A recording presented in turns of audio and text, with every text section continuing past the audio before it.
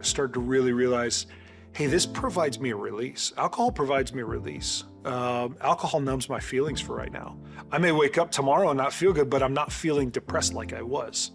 Josh Clendenin was 15 when he turned to alcohol to numb his depression.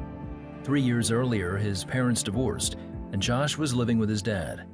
When his dad remarried, Josh was forced to change schools, leaving him feeling isolated and abandoned. I really started to feel like, okay, my life is all over the place. There's no anchor. There's nothing steady about my life. I didn't think, God, where are you? Why is this happening? I just didn't think about it. Josh grew up afraid of God from listening to his dad's hellfire and brimstone sermons. After the divorce, his dad stopped preaching, and Josh's view of God turned from fear to indifference. To be honest, I just didn't even think about God. God wasn't even a factor in my life. Life was fine until junior high and his dad's second marriage. That's when the isolation and depression hit. And I remember drinking to numb my feelings. Prior to that, it was just partying and going out and just having fun. I started to realize that there's a spot when I'm drinking that my cares would fall away and I wouldn't cross into severe depression. So if I could just find and maintain that spot, then, you know, I'm good. After graduation, Josh drifted from job to job. By now, he was a budding alcoholic. Then at 23, he joined the Air Force and married soon after. We just did not have a healthy marriage at all. We were basically just two people residing in the same place. Once we added our daughter, my oldest daughter, once we added her to the mix, it became a little bit more difficult. I was still drinking, I should say, consistently through that time. A couple of years later, he was selected for the elite Air Force squadron, the Thunderbirds. With Josh now on the road most of the year, his already struggling marriage ended bitterly. The hardest thing for me was that she took my daughter with her. That was when I really started to drink because I needed that numbing of my feelings. After his divorce, Josh started dating a fellow Thunderbird crew member, Yvonne. They married in 2009 after both were honorably discharged. To them, life was a party.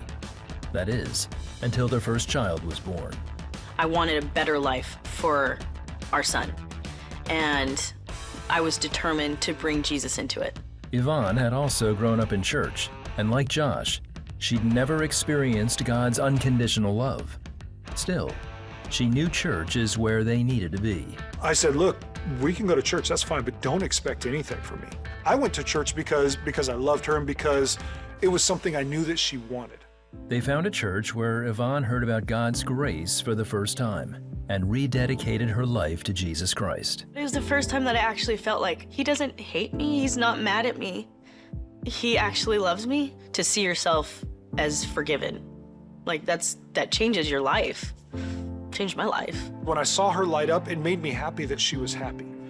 But inside of me, there was this internal struggle. I didn't want her to be happy because I wasn't happy. I wanted her to be in the same place that I was, with the same sorrow, with the same heaviness. Meanwhile, Yvonne started to see the depths of her husband's addiction. My thinking was, if this continues the way that it's going, in the way that it's going, as fast as it's going, he's gonna die.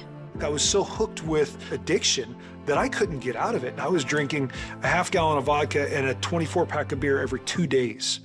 So she started praying for him, hoping he could know the joy she'd found. I would anoint anything, anywhere that he would be, anywhere that I would be in this entire house. My biggest prayer was, whatever it takes, God, do whatever it takes. Then on January 5th, 2014, while Josh was nursing a hangover in church, the pastor's message got Josh's attention. He's preaching out of Hebrews, and he said these words. Basically what Paul is saying is, it's time to put down the bottle, grow up, and be a man. And that hit me like an arrow straight to my heart. I knew it had happened at that moment. I knew it got to his heart. I was like, oh, thank you, Lord, thank you, Lord. I told her, I said, I think the time has come that I stop drinking.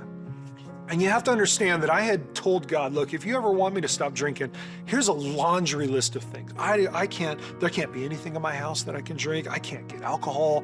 You know, I don't want any hangovers or any cravings. I don't want any of this stuff. When they got home, Josh discovered there was no alcohol in the house.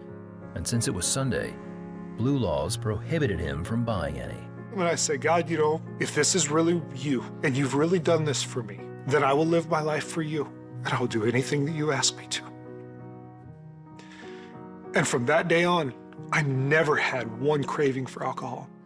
That afternoon, Josh rededicated his life to God. When I felt God's grace and mercy in my life for the first time, I was awestruck. And it was like I had met this new person. Like I'd never met this guy before. I've never met him sober, ever. So this was a totally new experience for me. Today, Josh and Yvonne love to share that God's grace is there for everyone who asks. Do not stop hoping that God's going to do what he said he's going to do, because he will. It may not be in the timing that you want, but don't give up, because he is working. Whether you see it or not, he's working. All you have to do is just say, God, can you help me? God has never left nor forsaken you. He is always right beside you. There's always hope for you, and he's just waiting. He's just waiting for you.